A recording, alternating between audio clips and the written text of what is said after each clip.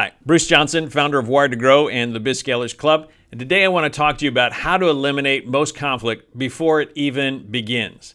As a business owner and entrepreneur, you know that conflict just seems to emanate everywhere, right? It's an issue with business partners. If you have a business partner, there are issues related to employees, issues related to customers. And if you're a family person, even with your family, right? I mean, conflict is everywhere. Whenever you get two or more people together, and they tend to have different perspectives on the situation, conflict's probably going to arise. Now, most of us would like to assume that everyone would be on the same page. We like to assume that everyone would be good and right and ethical, but that is not always true. And so if you want to eliminate most of the conflict before it ever occurs, it's very simple. You just need to do three things. Instead of making some assumptions about what everyone's going to do, you need to assume that something's going to go wrong, and you make that assumption when things are, in essence, good. In other words, anticipate what could go wrong when things are right.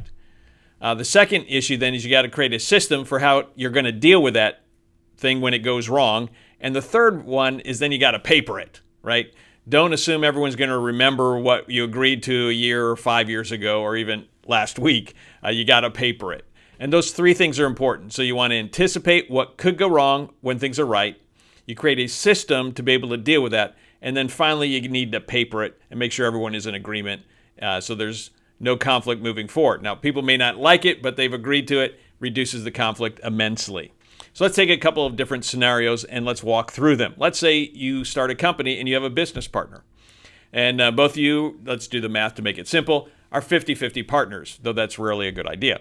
But let's just say you're 50-50 partners, and it starts out great. But after 6 months, person A is carrying more of the weight than person B. By the end of 12 months, B is not really that engaged. 18 months in, B's not doing anything, but they still have 50% of the equity. Is that fair? Is that right? Well, unless you thought about it ahead of time, probably not. Or what happens if B gets divorced and it gets split up, and now does the spouse now have some control? Or what if B ends up dying in that scenario, and now the spouse knows nothing about your business but wants to make decisions because now they're 50-50 partners with you, right? If you're smart, you want to anticipate what those problems could be before they happen. Then you want to create a system for dealing with it, which you agree with when things are going well, and then you paper it. You always got to paper it. That's the critical one. How about with employees? Let's just say that you're in a sales organization, and then your industry, the sales commission is typically 50%. Now, your industry might be 5% or 7%, but let's just say it's 50%. Make the math simple here. And let's just say that you've got somebody who, his name is Matt, and Matt's going out there and he's working it. He closes a deal. In his mind, like he should get the whole 50%. But on the other hand, Susie was the one who generated the lead, and Susie's thinking, hey, I should get some of that. I mean, you shouldn't get the whole commission. I generated the lead, and you just closed it. I mean, it's hard to get the lead. Now, Matt says, okay, I'll tell you what, I'll give you 10% because I think that's fair. Susie's probably not thinking that's so fair, right? So in that case, Susie's going to say, no, we should split it. You get 25, I get 25, and conflict ensues. How about this scenario? Let's say that Susie's been building this relationship for 3 years. And then Matt goes out to a networking meeting, meets Ezekiel. Ezekiel and he hit it off, and within a week, he gets a deal from Ezekiel. Well, Susie's been working Ezekiel for 3 years. Well, Matt's thinking, hey, why should I give you any of the credit? Because I met him at the networking meeting. I got the deal done. And so now you've got this major conflict happening. Why? Because you didn't anticipate what could go wrong when things were right. And now you've got a problem. And trying to fix the problem in the midst of the problem is very difficult because, again, people are mostly driven by their own self-interest. Or let's say that you have some customers. In fact, this week I had 2 different clients who had issues with their clients, both related to contracts that weren't really clearly spelled out. Now, again, the assumption that someone's going to act in an ethical way, you hope that, but that's a bad assumption because people, in fact, often don't act in ethical ways. What one person thinks is fair, the other person doesn't think is fair.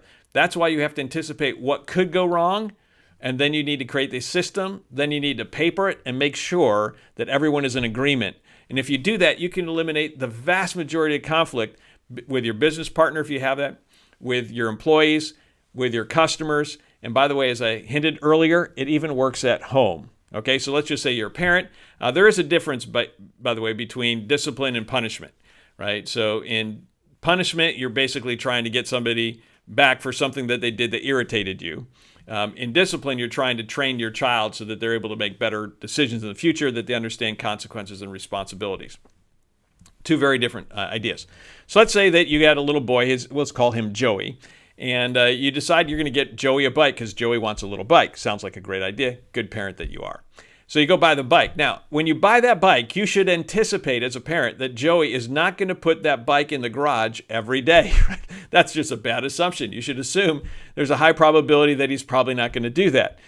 So let's say you anticipate that he's probably going to leave his bike in the front yard every now and then, and that's a problem. So you anticipate the problem, then you create the system. So Joey, if you leave the bike in the front yard and it's not in the garage by X time, let's say 6:30 p.m., then you're going to lose your privileges, logical consequences, for the next 7 days riding your bike.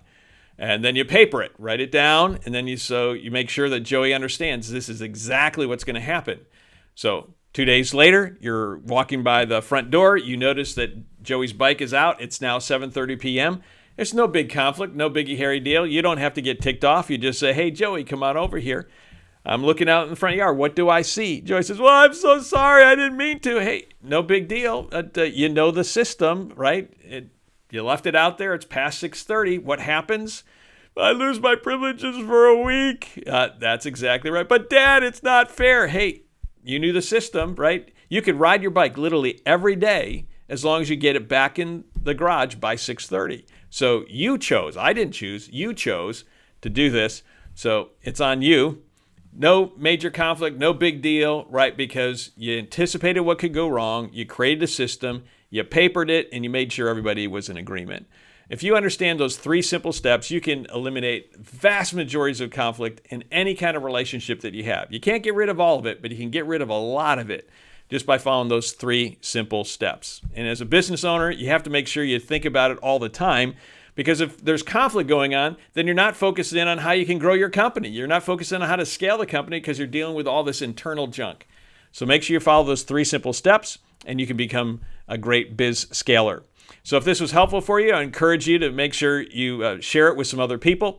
Don't forget, if you haven't subscribed yet to our new YouTube channel, you hit the button down below and subscribe, because my commitment to you is to keep giving you great content that will help you scale your business and allow your great dreams to come to fruition. So until next time, to your accelerated success, Bruce out.